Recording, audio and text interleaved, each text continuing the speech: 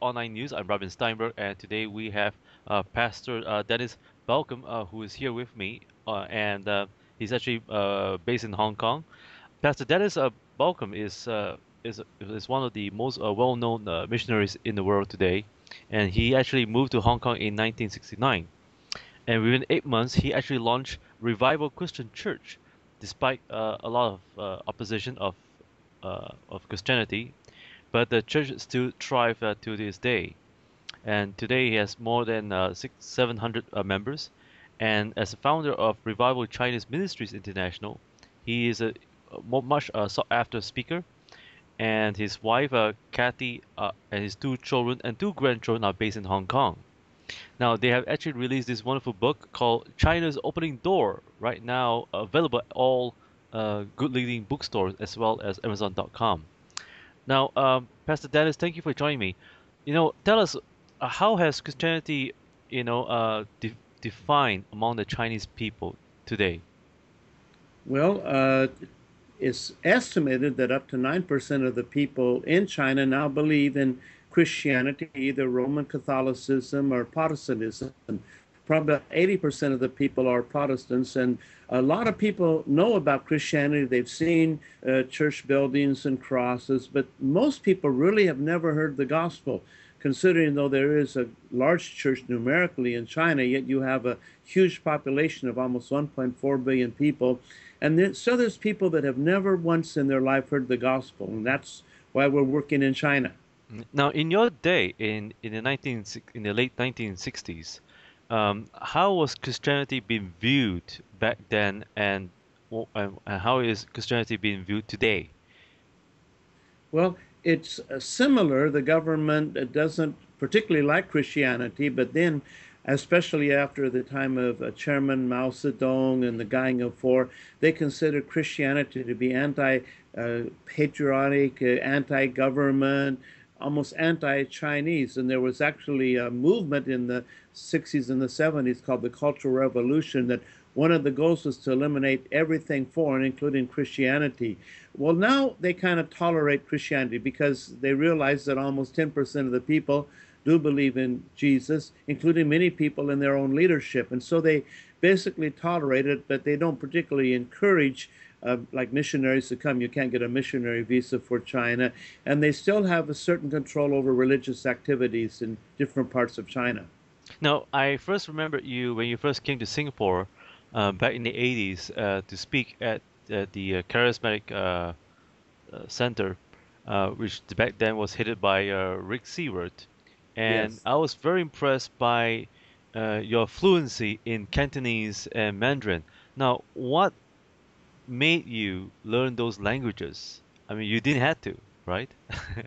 Well, if you don't speak the language of any location that you go to, you're going to have a hard time getting around. But the principle is bonding. See, Jesus was the Word was made flesh. He became human. Therefore, we could identify with Jesus and know who God is. And missionaries do the same thing. Paul said in 1 Corinthians 9, to the Jews, I was as a Jew, to the Gentiles as a Gentile, so on and so forth. And so learning the language is important. In Chinese, we have a saying, "入乡随俗." You go into someone's country and you learn the customs. And of course, that includes learning the language. And first of all, when they see you speak their language, and we speak it quite well, they really know that you worked hard to learn the language and they appreciate it. And then there's an identity with the people, and they accept you, first of all, as one of their own, kind of like you become a man in the inner circle.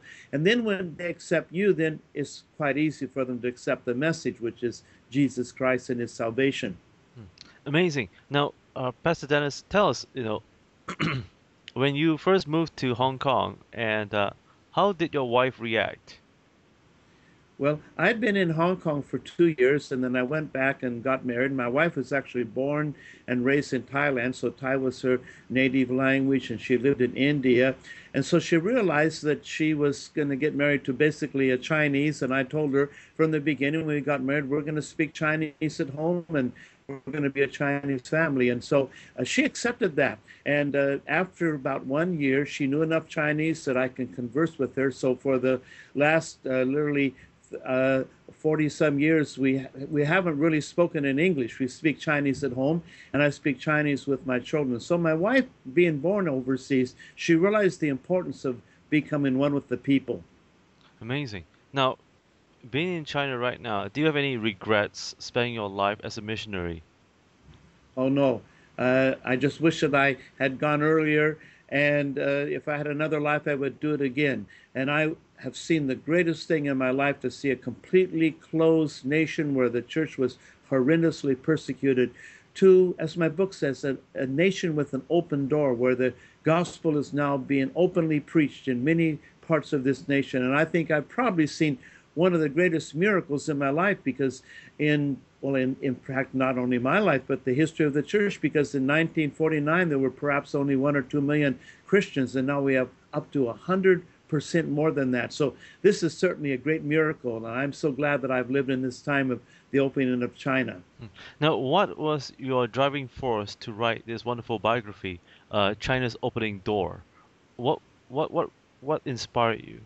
Well, I want other young people, especially, and anyone that has a call of God on their life, to get the message that we're living in the time of opening doors, not closing doors. You know, a lot of preachers talk about Armageddon, 666, and the mark of the beast, and that's fine if you have a class on eschatology. But the gospel is good news, and basically, we're not living in the times of closing doors. Only God knows the future. We don't really know what's going to happen, but Jesus said, I've set before you an open door, and no man can shut it. This is the Church of Philadelphia. And this book is basically my testimony. How, as a young man, I was called, and many people were called. Some people went, many people didn't go, but I was one of them that went to the nations. And I believe now this call is coming to the church worldwide to take the gospel to the nations and preach the gospel. And I want to just testimony of my biography without having, any linguistic skills, with any money, without any financial support. But I had a call of God on my life, and I came to a nation that was closed, and God opened it. And I hope that this will encourage other people to go to the mission field. Amazing. Now, what is the political view and the kind of system that is put in place for churches to thrive in China? I believe that there were licenses and that needs to be applied for and so forth. Is that true? Well, there's a religious affairs bill that over every religion, and the Protestant religion is called the Three South Patriotic Church. And the Three South is actually a missionary principle that churches become self-sustaining. It's called self-supporting, self-governing, and self-propagating. But before this, Three South Church was actually just used to control Christianity. They could not preach on certain subjects like the return of Christ or the book of Revelation or the resurrection of Christ. It was just to control Christianity. But what's happened in the open door policy that began in 1978 with Deng Xiaoping, they're lifting the restriction off of religion. Now, because of the policies of the Three South Church, most of the Christians met in their homes. So we call it a home church, or underground church. It should be called a home church. They're not really legal. But in the last several decades, there's ways where even these home churches can actually legally registered and not become an official church. And this has happened all over China. Then there's places where they haven't registered, but they have a good relationship with the government. And so the government will close one eye and let them do what they want, as long as they don't get too big. They keep the meetings to a few hundred people at the most. Now, the open churches, the Three South churches, are huge. Most of them have thousands of people, because usually they're the only churches in a big, large city of millions of people. And they have many, many multiple services on Saturday and Sunday. So they may have like 6,000 people come every weekend. Well, the good news is that even many of these churches are now opening to what we believe in, the full gospel and the message of worship and praise and evangelism. And so this is really amazing, something that's only happened in the last maybe 2 to 3 years, which is why I want this book to document this great miracle. Now, what was your greatest miracle that you ever seen so far, being a missionary in China? Because you mentioned that you even there were people who were raised from the dead. Is that true? Yeah, well, we've seen people who were raised from the dead. I wasn't there, but it happened like a few days before I arrived, and everybody was excited, and they told me how that person died and how they raised from the dead. And then I saw all the thousands of people coming to the Lord because of that. And I believe it's true. And I've documented many of these testimonies over the years. But personally, we've seen many blind eyes open, many crippled people get up and walk. I've seen over and over again cancers disappear in people's bodies. And, a few years ago, we prayed for some people that had AIDS, and the doctors said they would die within a few weeks. And 5 years later, they're still completely healthy. See, so we've seen these miracles, and the real proof is that when these miracles happen, people turn to the Lord, and whole villages basically become Christian. Another question that comes by from Singapore, and that is a very young pastor who is just graduated from a Bible school. The question is, Pastor Dennis, could you give us three key advice? What shall we do if we arrive in China? Is there anyone that we can approach that will help us? Well, if you contact me before, you can get us at our web address, rcmi.ac. RCMI stands for Revival Chinese Ministries International, and you can get our phone number and address. And what we will do is we will help you. You may like to take Bibles to China or some other kind of a good Christian book that people need in China. We can provide them for you. And also, if you are a teacher and you want to go and teach, there's ways where we can arrange for you to teach the word, and anybody can share their faith. You know, China is really quite safe to share Christian faith. You're not getting in trouble for sharing your faith, and so you meet people even if they don't speak good Chinese. A lot of people in China speak English and speak other languages, and you can take in some gospel tracts and booklets, and really it's the time of the harvest. And so, but if you come by our office, we will give you tracts and books and Bibles, and these are kind of like tools that you can use. But the most important is to have a compassion for the people, and you will find that God will open doors so you can share Jesus with other people. Now, another question that is, what kind of opportunities do you see today in China for the people to go in there, uh, for to perform any missionary work? Well, there are actually people who are doing missionaries, but other different like directors of schools or businesses and things like that. But there's people like myself that are missionaries, and like if you go to the Three Self Church, there's no problem. Missionaries can actually work if they go to the official church, and it's not impossible to do, though it's not easy to do, and get permission. And of course, the great advantage if you speak Chinese, you won't need an interpreter. So I would encourage people to learn to speak and preach in the language. But then there's a lot of marketplace opportunities, people in business, a lot of people doing relief work. Actually, this is great. There's always floods and disasters and earthquakes in China doing relief work. I was just at the Qinghai work, an organization in Hong Kong. It's called Christian Action. They help to provide social workers for mentally retarded people and children who've been abandoned by their parents. And there's many, many things where they're called Christian Action, and they're actually working quite openly in China. So really, there's a lot that can be done. It just depends on your calling and your particular, whatever professional abilities that you have. But there will be opportunities for you. Oh, amazing. Now, speaking about opportunities, tell us what's the Christian view of the Holy Spirit today in China? What is their definition?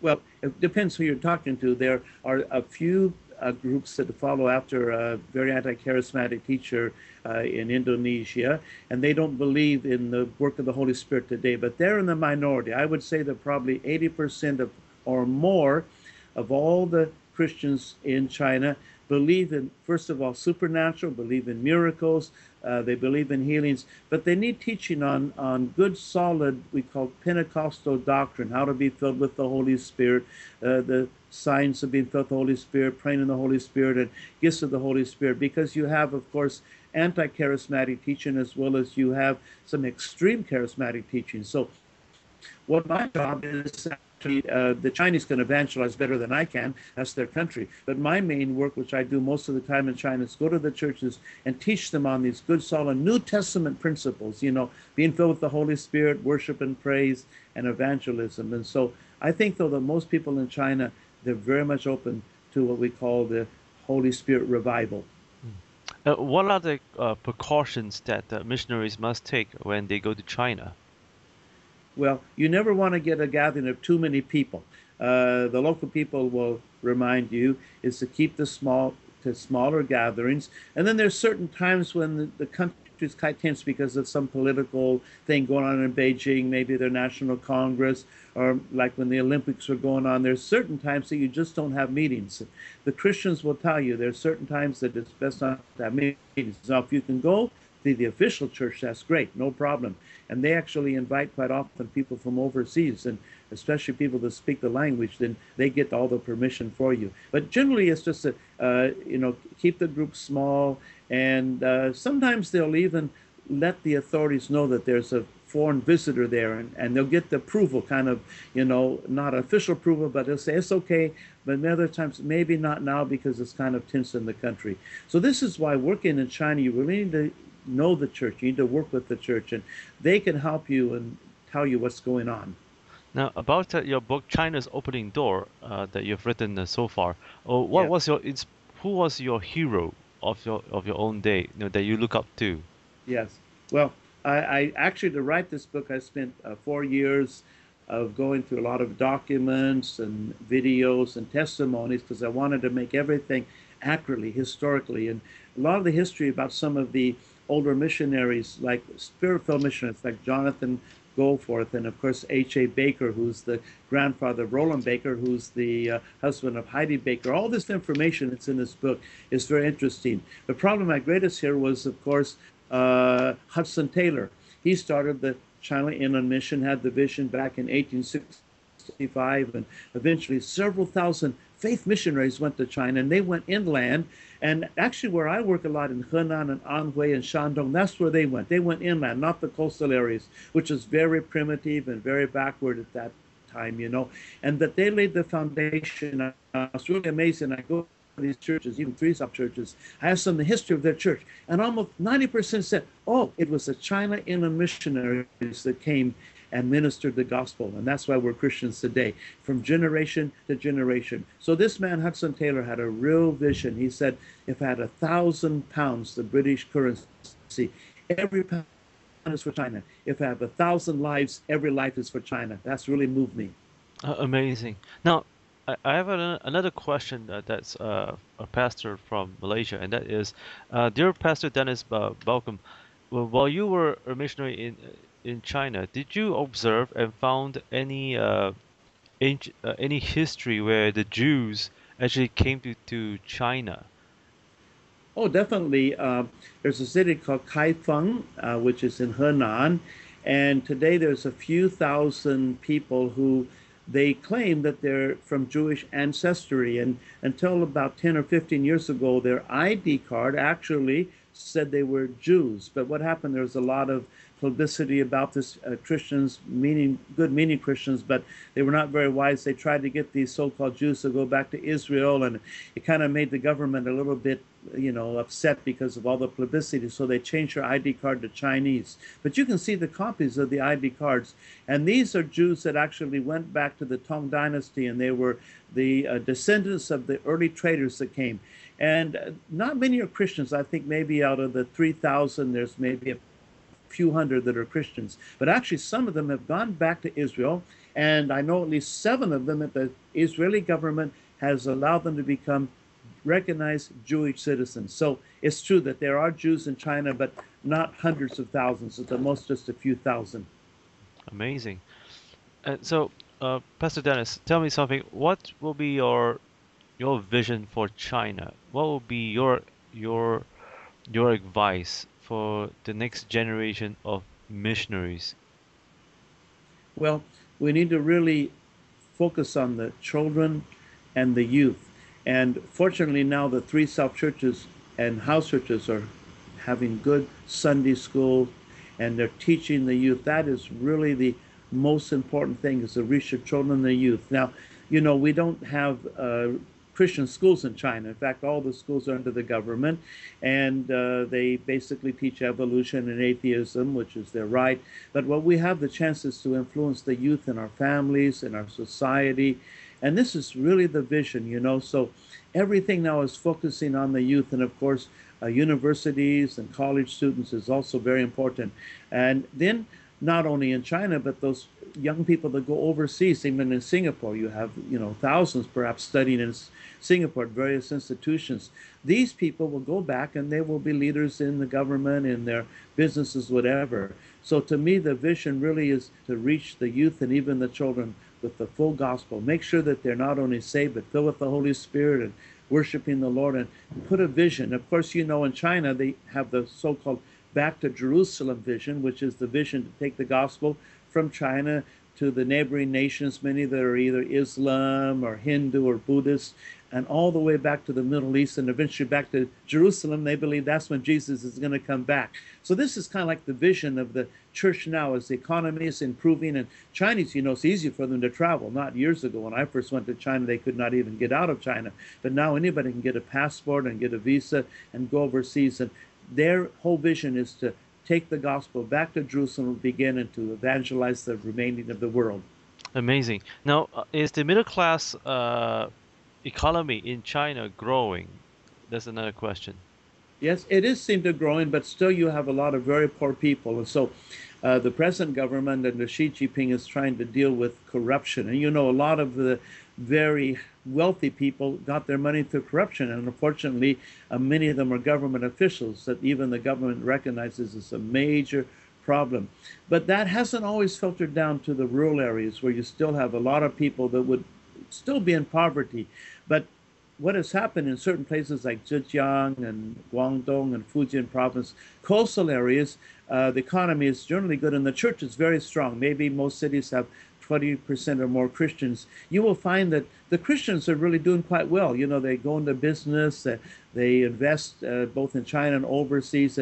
So you will find a real strong middle class, not only among ordinary Chinese, but especially among Christians. And this, of course, will link with the Back to Jerusalem vision because they will need finances to take the gospel to the nations. So it is improving, but still we have problems with some people very poor and some people extremely wealthy. So we need to pray that this will be solved. Are there any bookstores, Christian bookstores available in China itself? Oh, yes. Most Three South churches do have their own bookstore. And there's certain, not only Bibles, but Christian books that are only sold in the Christian bookstore. You can't get them in the regular bookstore. But recently, a friend of mine, Gregory Stanton, who's a professor at Beijing University part-time, he teaches on economics, wrote a book on the family, how to be a good father. And this book is now being published by the main government printing press and being sold in regular bookstores. And it's really amazing because it's a Christian book. It has Bible verses and telling how to believe in Jesus and to pray to have a good family. So this is just beginning to happen. But in most Three South churches, the bigger churches, they can have their own bookstore. Oh, okay. Wow. Now, how many bookstores are there, do you estimate, in China, Christian bookstores alone?